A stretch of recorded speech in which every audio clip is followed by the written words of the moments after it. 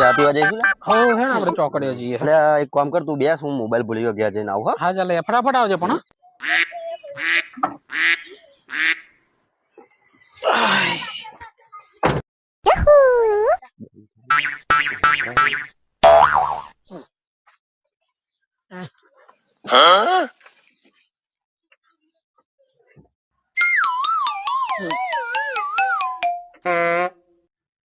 ચલો જઈશું હવે. આવી ગયો ભાઈ. હા તો જઈશું હવે ચા હા પીવા. હા ચાલ જવા દે મારા ભાઈ મળ્યો કે નહીં લે?